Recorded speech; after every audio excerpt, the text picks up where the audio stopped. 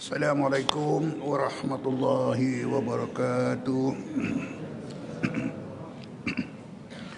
Alhamdulillahi rabbil alamin.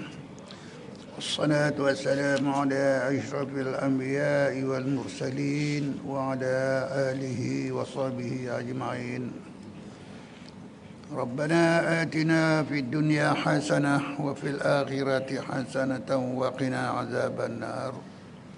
Rabbi syrah li sadri wa yassir li amri wahlul 'uqdatam min lisani yafqahu qawli. La haula wa la quwwata illa billahil aliyyil azim. Tuan-tuan dan puan-puan sekalian, lebih dulu sama-sama kita panjatkan kesyukuran kepada Allah Subhanahu wa taala, di mana kita masih lagi diberi ruang dan masa, kesihatan, keamanan, dan boleh bergerak meneruskan ibadah kita kepada Allah Subhanahu wa taala. Mudah-mudahan sebanyak sedikit apa yang dapat kita buat, yang kita amalkan, Allah menerima amalan kita dan diberikan keampunan kepada kita insya-Allah, dan dikumpulkan kita sama-sama di sana nanti dengan orang-orang yang mendapat keampunan dari Allah Subhanahu wa taala. Insya-Allah, mudah-mudahan tuan-tuan. Pagi ini kita lihat ya dalam bab tasawuf tuan-tuan, berkenaan dengan peranan lidah ya. Lidah. Ya, apa itu lidah ya? Salah satu daripada anggota zahir. Salah satu daripada anggota zahir badan kita ya, yang 7 ya. Mana dia? Ya, mata, telinga, ya, lidah, perut, tangan, kaki dan kemaluan. Jadi ini 7 anggota, dikatakan 7 anggota zahir ya. Jadi 7 anggota ini sama ada dia akan melakukan ketaatan ataupun kemaksiatan, itu terpulang pada kita lah. Bila mana kita gunakan dipergunakan kepada ketaatan Allah SWT, yang ini tujuan Allah menjadikan tiap-tiap satu anggota itu, contohnya lidah ya, telinga dan sebagainya, apa yang disuruh oleh Allah, maka kita maknanya sebagai orang yang bersyukur kepada Allah SWT. Di sebaliknya kalau kita tidak menggunakan ya, 7 anggota itu kepada apa yang disuruh oleh Allah ya, maka itu artinya kita mengkufuri nikmat Allah Subhanahu wa taala. La in syakartum la azidannakum wa la in kafartum inna azabi lasyadid. Sekiranya kamu bersyukur, menggunakan anggota itu yang 7 itu, la azidannakum, aku gandakan, aku tambahkan lagi nikmatku, dan orang kata pemberianku dan sebagainya ya, la azidannakum ya. Di sebaliknya, wala in kafartum, sekiranya kamu tidak menggunakan, mengkufuri nikmatku, inna azabi lasyadid, sungguhnya azabku adalah bersangatan di akhirat nanti tuan-tuan. Itulah penggunaan anggota zahir yang 7 tuan-tuan ya. Maka marilah kita sama-sama bersyukur pada Allah SWT, artinya dipergunakan 7 anggota itu kepada apa yang disuruh oleh Allah SWT. Itu merupakan amanah. Amanah kita. Allah suruh buat, kita buat. Allah suruh gunakan, kita guna. Jangan jadi kita tinggalkan. Ini amanah kita ya, yang diberi kepada kita. Sekiranya mereka tidak beramanah, artinya mereka khianat. Setiap khianat itu artinya mereka melakukan maksiat kepada Allah Subhanahu wa taala. Ini penggunaan anggota yang 7 itu tuan-tuan. Baik tuan-tuan ya, pagi ini kita tengok salah satu daripada anggota yang tersebut, iaitu lidah. Lidah. Masing-masing ada lidah ya. Apa dia peranan lidah ya? Apa dia peranan lidah? Peranan lidah adalah terkandung di dalamnya beberapa perkara ya. Yang pertama, supaya dapat kita membanyakkan zikir ya, membanyakkan zikir kepada Allah ataupun zikrullah ya, dan membaca Al-Quran. memuji Allah, menyebut Allah, ya, lagi apa, berterima kasih dan sebagainya lah. Memuji Allah, membanyakkan zikir kepada Allah dan membaca Al-Quran. Membanyakkan zikir, ingat selalu akan Allah, ya. Lidah, ya, dengan tasbihnya, dengan tahmidnya, dengan orang kata apa, dengan selawat dan sebagainya, dan membaca Quran. Lidah satu dia kata, ya. Dan yang kedua, tuan-tuan, supaya dapat memberi petunjuk kepada manusia ke jalan Allah Subhanahu wa taala, ya, memberi petunjuk kepada manusia ke jalan Allah untuk keselamatan di akhirat besok, ya. Lidah, ya. Jadi kita menasihatkan dia, memberitahu dia, buat macam ini, jangan buat ini dan sebagainya. Ini Allah SWT punya ketetapan, ya. Contoh katakan dia, maka kita bagi nasihatkan dia ataupun bagi petunjuk kepada dia, ya, dengan melalui lidah, ya, lidah. Lembut aja lidah ni, ya. Kemudian dia kata supaya dapat menyuruh manusia berbuat kebajikan atau melarang daripada berbuat kejahatan.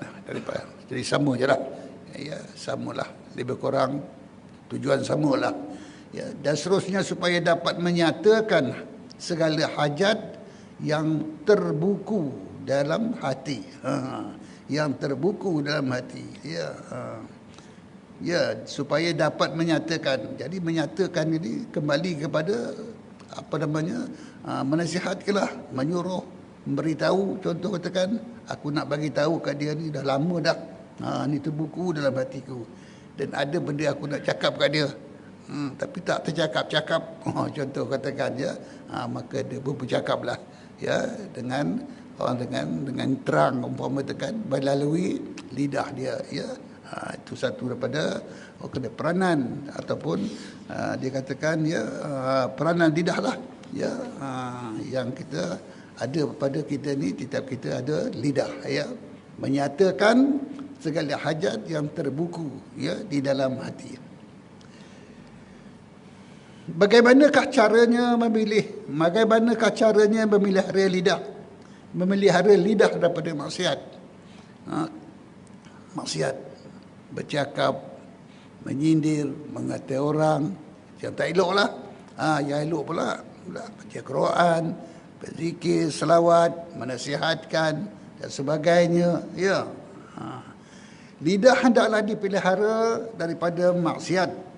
Hendaklah kita pelihara daripada maksiat, ya, dalam beberapa perkara, ya. Yang pertama dikata kita dipelihara daripada berdusta, cakap bohong, berdusta, ya. Jadi orang yang berdusta ni besar dia punya, orang kata apa namanya, balasan jadi sana besok, tuan-tuan. Dipelihara daripada berdusta, kemudian dipelihara daripada mungkir janji, ya, mungkir janji lah. Kamu ni bohong lah, ya, kata orang Perak ni berdakwah, tahu berdakwah, cakap orang Perak berdakwah. Ya, mungkin janji, ya. Dakwah tu daripada bid'ah, ya. Bid'ah benda yang tidak ada diadakan. Itu bahasa orang Perak lah, ya. Dan dipelihara daripada mengumpat, contoh tekan lidah, ya, elakkan kita daripada mengumpat. Dia pelihara juga daripada mencela perkataan orang. Mencela lain, mengata lain, mengumpat lain, kan ada beza, kan, ya. Mencela ni depan-depan, ya. Ya, mencela perkataan orang, lidah, elakkan. Dia pelihara juga daripada memuji diri sendiri, memuji, masuk bakul angkat sendiri. Nasib baik bakul tu bakul baru. Kalau bakul lama, ya, orang kata apa, menanya, kita duduk bawah je, ya, bakul naik ke atas. Dipelihara daripada memuji diri sendiri, kan, ya. Kemudian dipelihara daripada melaknat akan sesuatu daripada makhluk Allah, melaknat, mengutuk. Pasang api, kita orang kampung lah, kan, tiup api tak nyala-nyala, dia pun mengeluarkan kata-kata yang tak elok. Api tu dia kata je, api tu dia dilaknatnya, ya. Contoh katakan, ya, berjalan mata ke atas, tersangkut akar ke kayu ke ataupun tunggul dan sebagainya, terterap di situ. Di barahnya pula, dilaknatnya pula apa tu, kayu ke batu dan sebagainya, contohlah katakan ya. Jadi kita jalan elok lah jalan ya, atau apa pula maknanya. Jadi lidah kita melaknat ni kutuk ya, jangan kita mengeluarkan kata-kata yang tak elok berbentuk laknat, kutuk akan sesuatu daripada makhluk Allah. Apa itu makhluk Allah? Selain daripada apa yang dijadikan oleh Allah, makhluk lah. Khalaqa yakhluqu khaliqun makhluqun, kata ilmu saraf. Ya, kita belajar dulu kan, khaliq itu yang menjadikan, Allah. Khaliqun makhluk, khaliqun, orang kata khaliq Allah. Makhlukun, tiap-tiap apa saja yang dijadikan makhlukun, ya tak kisahlah. Kita manusia, ya, pokok, air, asap, angin, lagi apa dan sebagainya, makhlukun. Ya, binatang, ya. Jangan kita laknat ya. Lidah. Dan dipelihara daripada mendoakan seorang dengan doa kejahatan. Mendoakan seorang kejahatan. Ya, banyak kisahkan Rasulullah sallallahu alaihi wasallam. Ya, zaman Rasulullah di mana sahabat-sahabat ketekan suruh itu, Rasulullah mendoakan kejahatan. Biar lingkup, biar dia apa tu, biar dia jahanam ke dan sebagainya. Rasulullah kata jangan, ya. Itu hari ini akan datang belum tahu lagi. Dia mungkin dia menjadi orang yang terbaik kan. Jadi kita doakan dia. Ya. Ya. Contohnya katakan bila Nabi kita sampai ke Madinah, dia katakan tuan-tuan, ya, banyak daripada orang-orang Islam kita yang mukmin, yang beriman, yang tak mampu berhijrah, ya, berhijrah ke Madinah kan. Ya, jadi dikatakan Nabi berdoa kepada Allah, nama orang-orang yang tertentu yang menzalimi, yang menginayai orang yang beriman di Mekah, ya, turun ayat, jangan, kata Allah, ya, jangan kamu doakan mengeluarkan kata-kata melaknat kepada orang manusia yang hari ini mereka itu boleh jadi satu masa mereka akan jadi orang yang terbaik. Jadi melaknat orang kafir. Siapa dia orang kafir? Ketua-ketua orang kafir Quraisy yang menzalimi orang-orang yang beriman yang tak mampu berhijrah ketika itu ya. Jadi mendoakan orang, ya, kejahatan, apalagi orang kafir juga mendoa pun begitu juga. Nabi berdoakan bapa saudara dia supaya selamat, dipelihara daripada api neraka. Abu Talib pun Allah tegur Nabi kita, jangan dia. Ini mendoakan kejahatan kepada orang kafir, mendoakan itu juga kebaikan kepada orang kafir. Jadi Allah SWT tegur Nabi kita ya. Jadi di sini dimaksudkan ni dipelihara kita daripada mendoakan seorang dengan doa kejahatan, pada umumnya lah ya. Kemudian dipelihara daripada bergurau-gurau lidah bergurau, berjenaka, bergurau. Kalau dah bergurau ni tuan-tuan, dah ketawa tuan-tuan, dah sampai pejam mata tuan-tuan, keluar air kata tuan, seronok sangatlah. Tak ingat lagi dah. Apa yang dia ingat je, tak ada apa dah. Dah ingat, hilang ingatan kepada Allah SWT.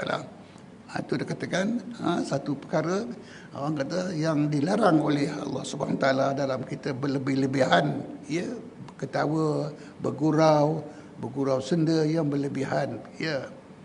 Sedangkan Nabi kita bergurau dan senyum, dia ketawa dalam keadaan senyum. Itu Nabi kita kan.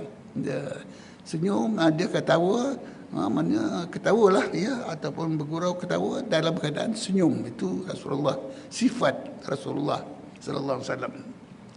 Ya, jadi itulah dia katakan lebih kurang tuan-tuan, ya, cara kita memelihara lidah daripada maksiat ya. Jadi fikirlah, orang kata lidah ni bercakap, orang kata macam-macam lah katakan.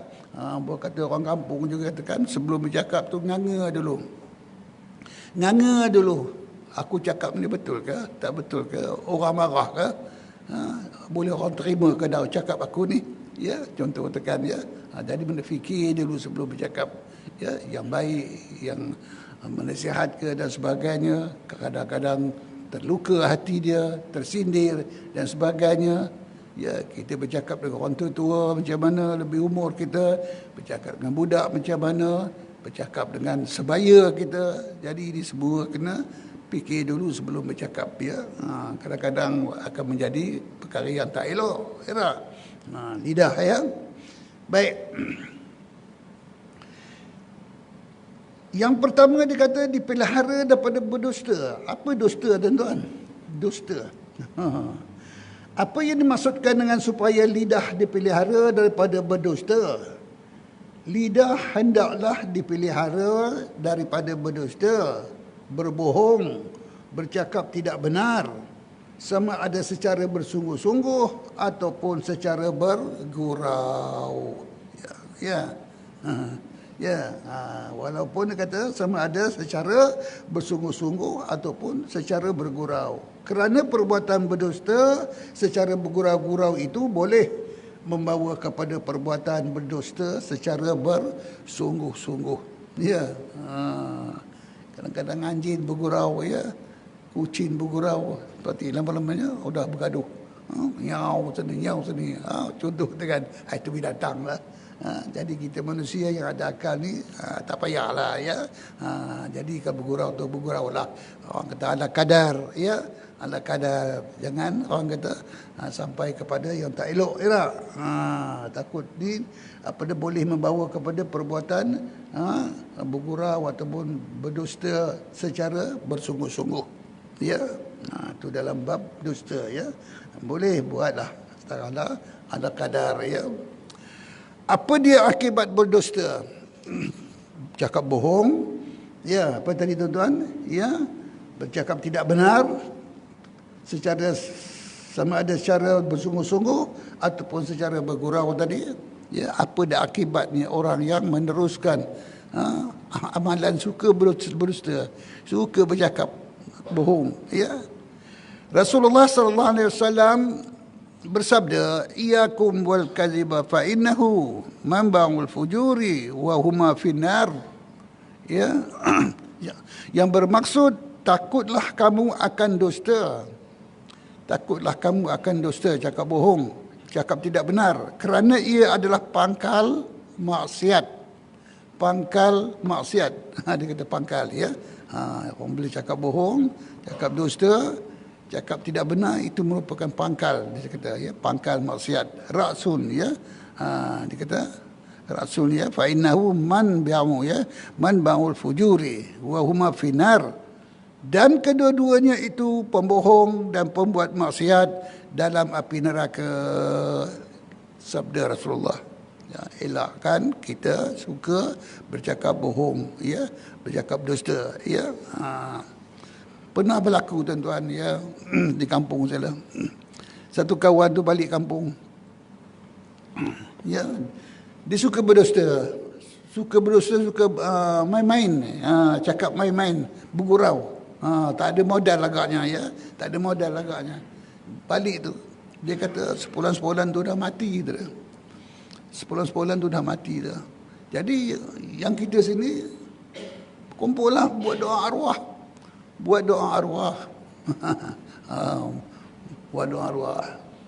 Lepas sebulan lepas itu ada satu kawan tu dia balik kampung. Tengok-tengok orang yang dikatakan mati tu elok duduk kedai mamak tengah makan roti canai. Ya, tu dah, ya. Jadi perbuatan jadilah dosa macam ini, gurauan yang macam ini, kita elakkanlah, ya, tak elok, ya. Itu yang dikatakan pangkal maksiat, ya. Baik. Kemudian sabda Rasulullah sallallahu alaihi wasallam, innal kadhiba babun min abwabin nifaq.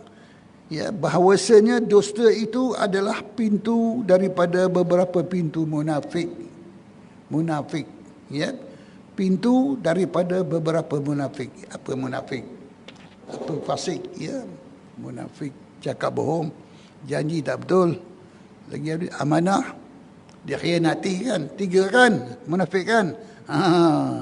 Asfala, ya. Neraka orang munafik ni yang paling bawah sekali dia katakan, ya. Dusta itu adalah pintu daripada beberapa pintu munafik, ya. Itu sabda Rasulullah sallallahu alaihi wasallam, ya. cabang daripada orang yang suka berdusta. Ya. Adakah berdusta itu dilarang dalam semua keadaan? Walaupun dusta itu dilarang, ia memanglah membawa kepada orang kata dosa, ya, cakap bohong, cakap tidak benar, ya, dan sebagainya kan. Jadi apakah semua dusta ini boleh? Atau tak boleh, ataupun ada yang boleh? Keadaan macam mana, ya? Keadaan yang macam mana? Dia kata sini, berdusta itu dilarang, tetapi ada kalanya ia menjadi wajib. Ada kalanya menjadi wajib dusta ni. Lidah, ni bab lidah tadi kan. Dan ada kalanya ia menjadi harus, mubah, ya. Ya. Jadi wajib, kena jadi harus, ya. Walaupun dikatakan Perdana Menteri dusta itu asalnya, ya, dosa, ya. Dilarang, sangat dilarang, ya, membawa kepada maksiat ataupun yang dikatakan pangkal maksiat tadi, ya. Tetapi dia kata ada kalanya ia menjadi wajib dan ada kalanya ia menjadi harus. Bila dusta itu menjadi wajib, ya, bila dusta itu menjadi wajib, ya, dusta menjadi wajib termasuklah dalam keadaan 4 keadaan, tuan-tuan, ya.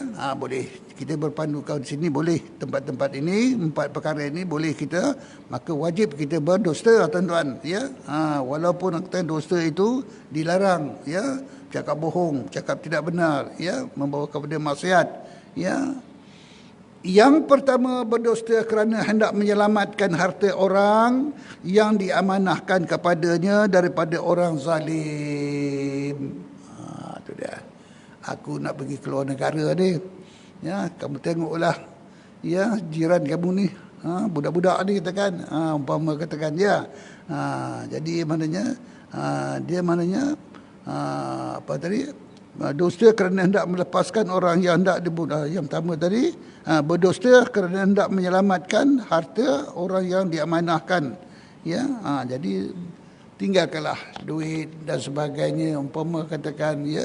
Jadi dia tahu orang ni banyak meninggalkan duit kepada sekolah ni, dia dah tak ada, dia keluar negara, jadi dia rompaknya, dizalimnya, contoh katakan, umpama katakan, jadi dia minta duit, aku tak ada duit. Jadi hendaklah kita berbohong, hendaklah kita berdusta mengatakan tak ada duit kat aku, ya, kita tidak ada duit.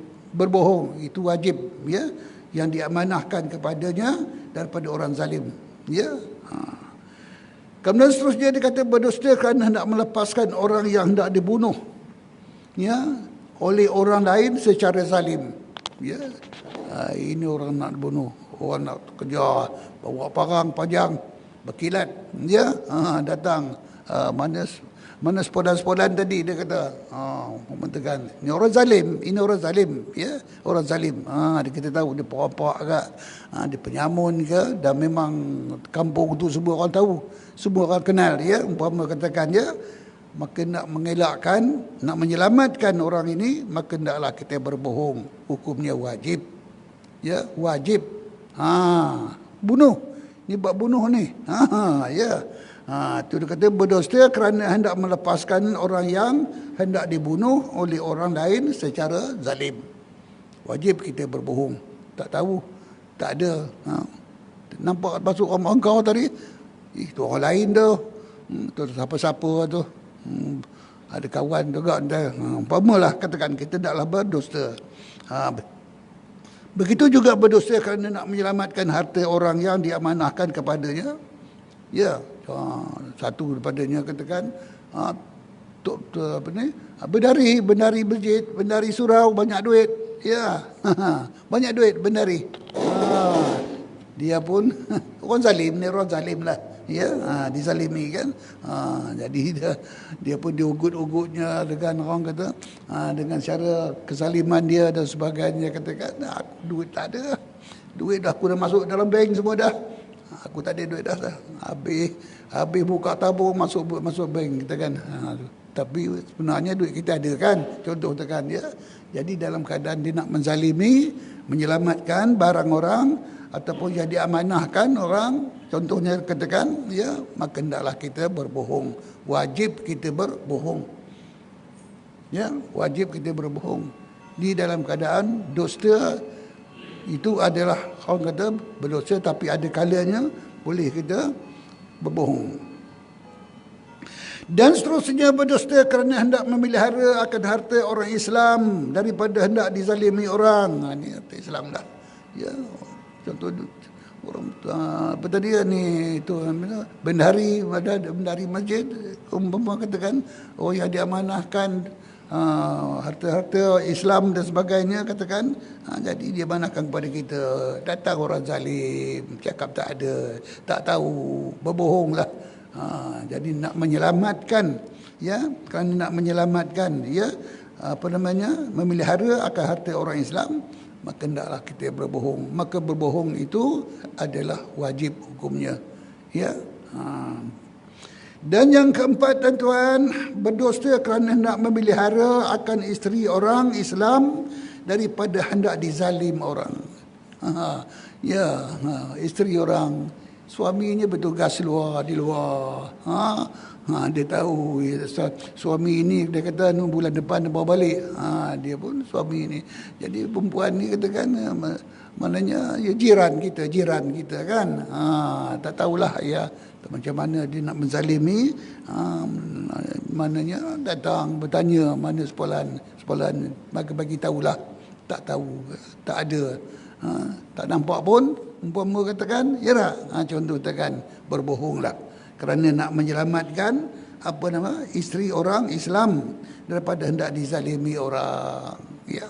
Ini ada beberapa perkara dalam keadaan boleh ataupun wajib, kalau ikutkan sini kita berbohong hukumnya kerana nak menyelamatkan duit orang. Satu, nak nak melepaskan orang daripada dibunuh orang ya, kemudian yang menyelamatkan harta yang diamanahkan kepada orang ya, kemudian nak memelihara harta orang Islam, kemudian nak memelihara akan isteri orang Islam daripada dibunuh dan dizalimi. Wajib kita berbohong tuan-tuan, berdusta. Ya, itu dalam ilmu tasawuf tuan-tuan ya. Baik. Peranan lidah lagi ya. Apakah syarat-syarat maka berdusta menjadi wajib dalam keadaan tersebut? Kena ada syarat. Ya, kena ada syarat. Walaupun wajib tapi ada syarat. Hendaklah perkara yang dinyatakan itu tidak terlepas atau tidak selamat. Ya, atau tidak terpelihara kecuali dengan jalan berdusta. Ya, kalau aku cakap benar, dia akan zalimi, dia akan bunuh, dia akan rampas duit. Dia masuk, dia ambil harta benda yang diamanahkan. Itu kalau cakap benar. Cakap benar, ya. Jadi tak selamat. Jadi hendaklah kita cakap bohong. Maka bohong itulah katakan sebagai dalam keadaan itulah katakan merupakan syarat wajibnya kita berbohong dalam nak melepaskan, nak menyelamatkan ya di perkara-perkara yang diamanahkan orang. Ya, hendaklah perkara yang dinyatakan itu tidak terlepas atau tidak selamat atau tidak terpelihara kecuali dengan jalan berdusta. Ya, maka dalam keadaan sedemikian adalah wajib kita berdusta, kata ulama tasawuf kita tuan-tuan. Ya, dalam bab lidah, ya lidah. Kau cakap benar, mungkin dibunuhnya, mungkin dirampasnya, ataupun dia diambilnya dan sebagainya lah, dizaliminya lah. Kalau kita cakap benar, maka wajib ketika itu kita bercakap dusta. Baik. Bila pula dusta itu menjadi mubah, harus ya, dusta menjadi mubah ataupun harus termasuklah dua keadaan. Yang pertama dia kata berdusta kerana hendak mendamaikan orang berkelahi dan berbantah-bantah. Ya, ini orang bantah-bantah, orang yang bergaduh dan sebagainya, kita masuk campurlah sebagai orang kata orang tengah. Ya, orang tengah. Jadi pandai-pandailah kita. Jadi contohlah budak-budak lah katakan. Ha, ayahnya, maknya pergi kedai beli barang main-mainan, beli satu, anak dua. Ya, anak dua mana boleh. Anak dua kenalah beli dua mainan, kereta dan sebagainya. Umpama katakan, ya, kita mainan, ya. Jadi bergaduh. Contohlah kan, bergaduh. Jadi pada pandailah kamu berbohong. Contoh tu kan, antara dua tu kan, macam mana katakan, maknanya dalam menyelesaikan mana anak kita yang berbantah-bantah ni, ya, contoh katakan, ya. Jadi berdusta kerana hendak mendamaikan orang yang berkelahi dan berbantah-bantah. Itu contohlah, ya. Jadi kita tengoklah dalam keadaan yang lain ni kan, di dalam keadaan orang yang bergaduh, berdamai, orang bergaduh, berkelahi, kita masuk campurlah. Pandai-pandailah kita bercakap dan mengatakan bagaimana orang kata untuk menyelamatkan, menyelesaikan, ya, supaya mereka tidak bergaduh. Maka hukumnya adalah harus, ya. Dan yang kedua, tuan-tuan, berdusta kerana hendak mendamaikan antara dua orang isteri dalam keadaan yang seumpamanya ini orang beristeri dua. Bukan senang isteri dua, tuan-tuan. Ya, umpama katakan, ya, macam-macam, ya, isteri tua, isteri muda, contoh katakan, biasalah katakan, ya, orang perempuan kan. Jadi kita sebagai suami, pandai-pandailah kita, orang kata berbohong ke, buat kata piramli je lah kan, buat kata piramli je lah, ya. Jadi dalam keadaan itu, berbohong itu bukannya sunat. Orang kata berbohong sunat, bila isteri dua, bukan sunat. Harus. Pada ilmu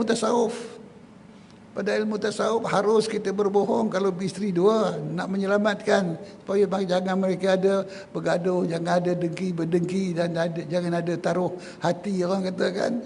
Jadi hukumnya dalam bab ini, yang orang yang beristeri dua ni, kita berbohong, ya, bohong itu maka hukumnya harus, bukannya sunat.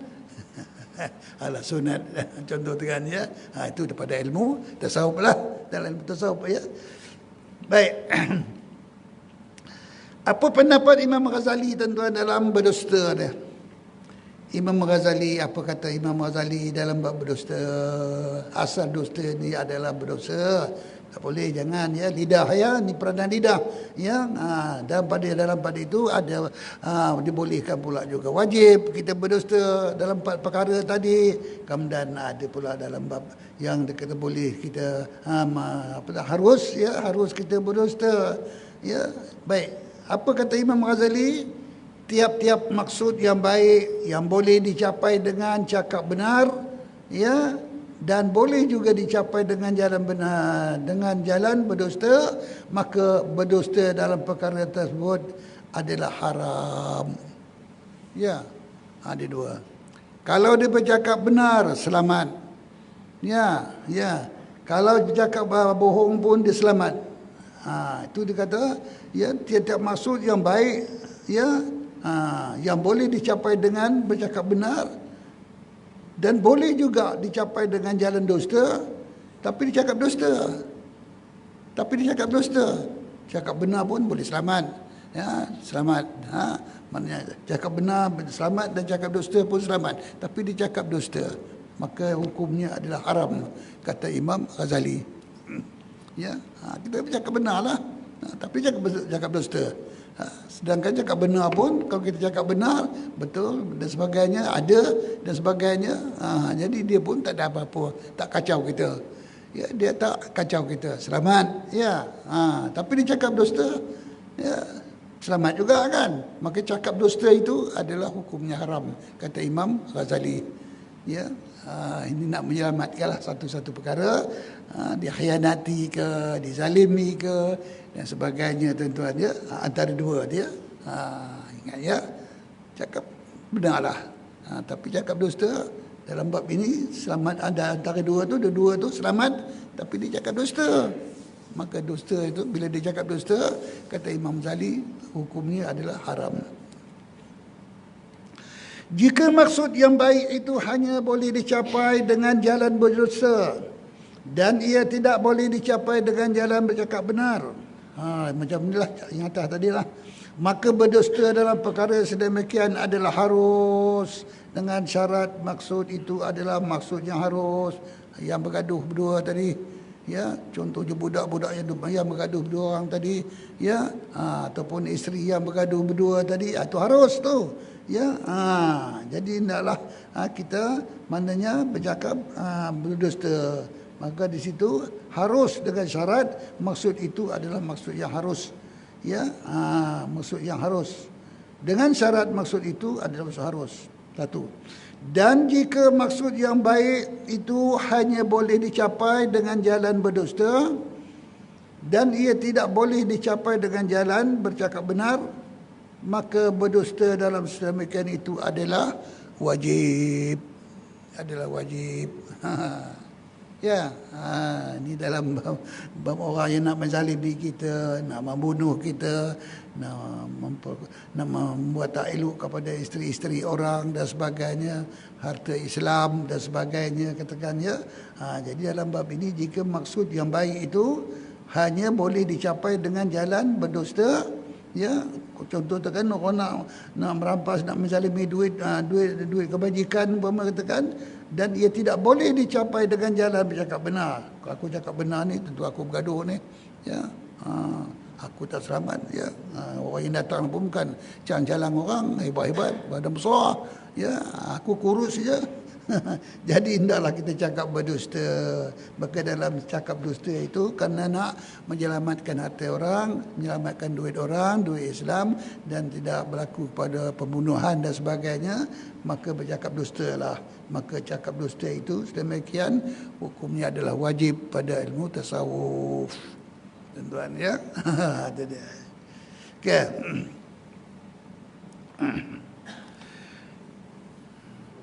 Dengan syarat juga maksud itu adalah maksud wajib. Yang 4 perkara tadilah. Ya, menyelamat duit orang, menyelamatkan orang kata isteri orang, wang Islam, orang duit Islam kan diamanahkan. Jika bercakap benar boleh menumpahkan darah orang Islam yang telah bersembunyi daripada orang zalim, maka berdusta dalam perkara sedemikian adalah wajib.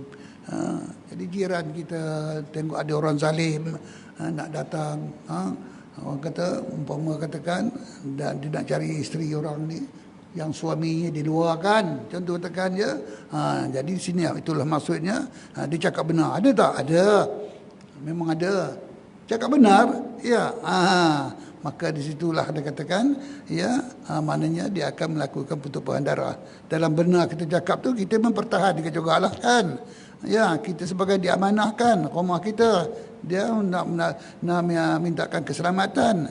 Takkan kita bagi terus masuk rumah kita je, katakan, ya, isteri orang tu maknanya duduk dalam rumah kita, umpama katakanlah jiran kan, umpama katakan. Jadi kita pun mempertahankanlah hak kita kan. Jadi boleh jadi menumpahkan darah, ya, sesama Islam yang isterinya ataupun siapa-siapalah, ya, orang Islam yang bersembunyi menyelamatkan, tumpang selamatkan diri, maka berdusta dalam keadaan yang demikian itu adalah wajib. Ya, wajib. Ya.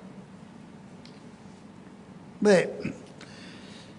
Manakala tidak dapat disempurnakan maksud berperang sabil, apa perang sabilnya, atau berperang dengan orang burah, orang tak elok, ya, atau mendamaikan orang yang berkelahi, atau melembutkan hati orang ditimpa mudarat, melainkan dengan jalan berdusta, maka berdusta dalam perkara sedemikian adalah harus. Ini kembali kepada dalam 2 perkara tadilah, ya. Nak menyelesaikan orang bergaduh, satu nak menyelesaikan perkelahian 2 orang, ya, 2 isteri, maknanya yang bergaduh dan sebagainya. Contoh katakan, maka hukumnya di sana adalah harus, ya, harus dia kata, ya. Ditakuti kalau kita tak berdusta, kalau tak kita berbohong, kalau kita tak cakap benar, tak pandailah orang kata macam mana nak melembutkan hati dia dengan cara yang maknanya yang kita boleh buat. Umpama katakan, maka hendaklah kita lakukan. Kalau tak cakap benar, kalau tak cakap dusta, maka mungkin terjadi pertumpahan darah juga dan akan ditimpa mudarat, melainkan dengan jalan berdusta juga. Maka berdusta dalam perkara sedemikian adalah harus, ya, harus, ya.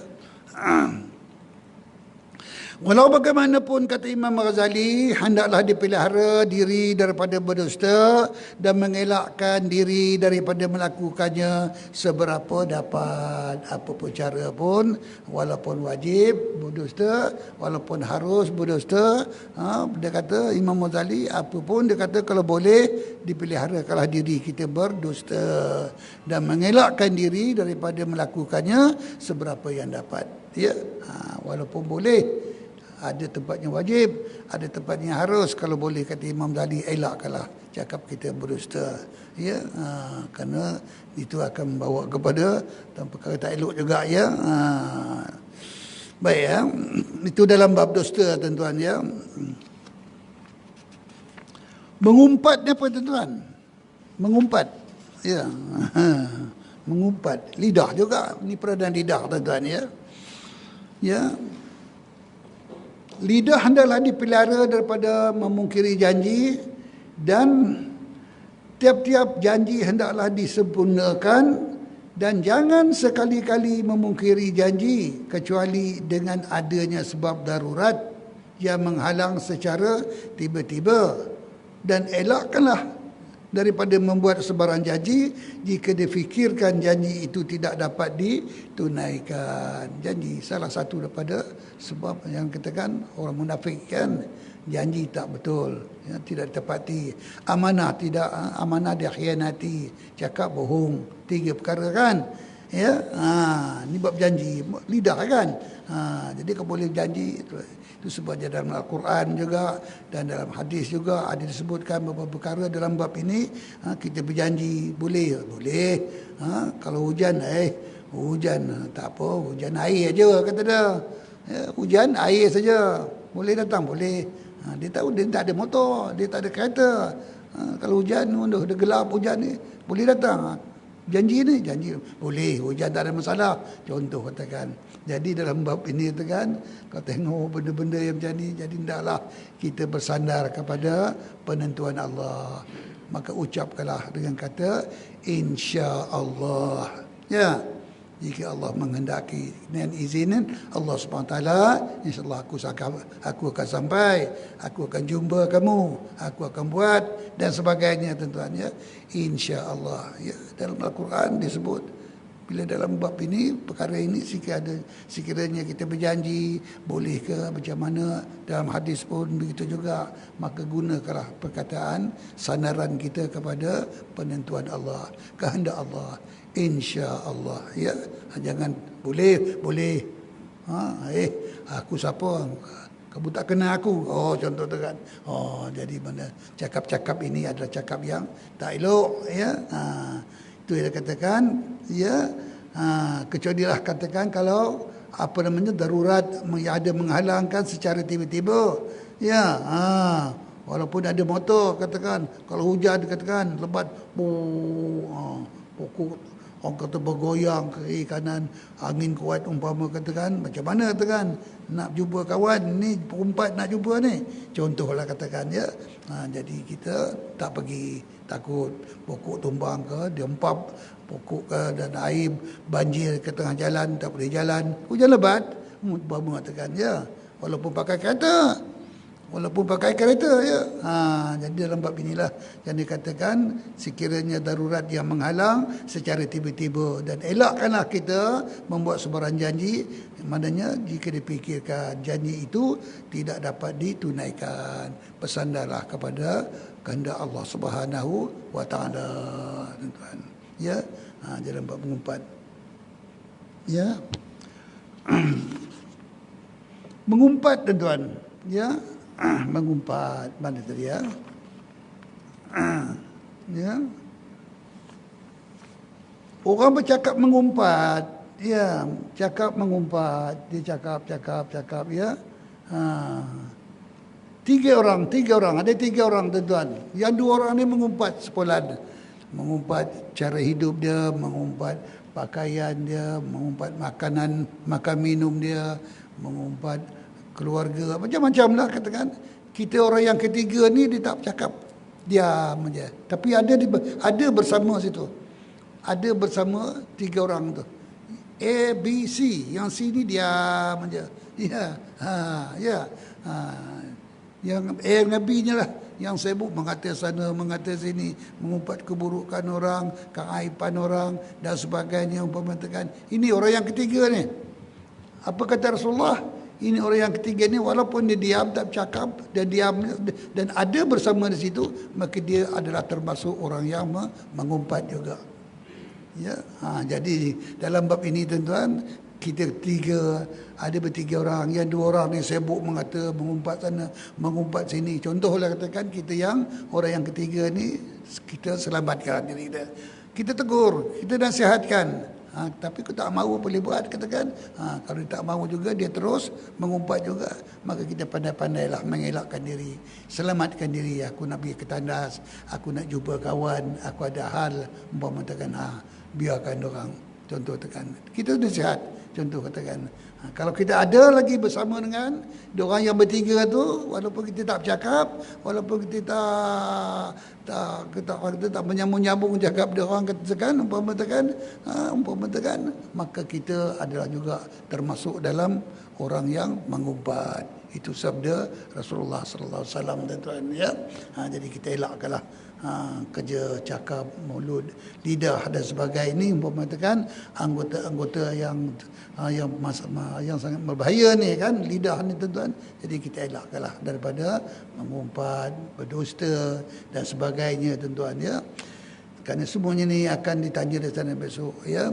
Al-yawma nakhtimu ala afwahihim wa tukallimuna aydihim wa tashhadu arjuluhum bima kanu yaksibun. Di sana besok anggota-anggota kita akan menjadi saksi, bercakap, bergerak dan sebagainya ya. 7 anggota ni kan akan menjadi saksi di sana besok ya, bima kanu yaksibun, dengan apa yang kamu buat ya, usahakan masa kamu hidup di dunia ni. Alhamdulillah tuan-tuan ya, itulah yang dapat saya sampaikan pagi ini tuan-tuan sebagai renungan.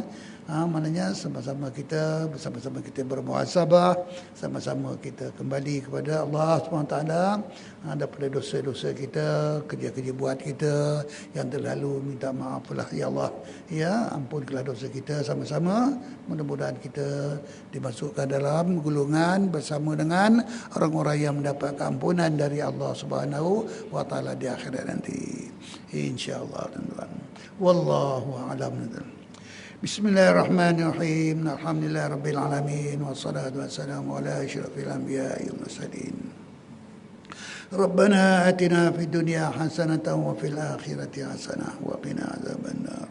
وقنا عذاب النار وقنا عذاب النار وصلى الله على سيدنا محمد وعلى آله وصحبه وبارك وسلم والحمد لله رب العالمين. قبل الله منكم منا منكم تقبل يا كريم. الحمد لله.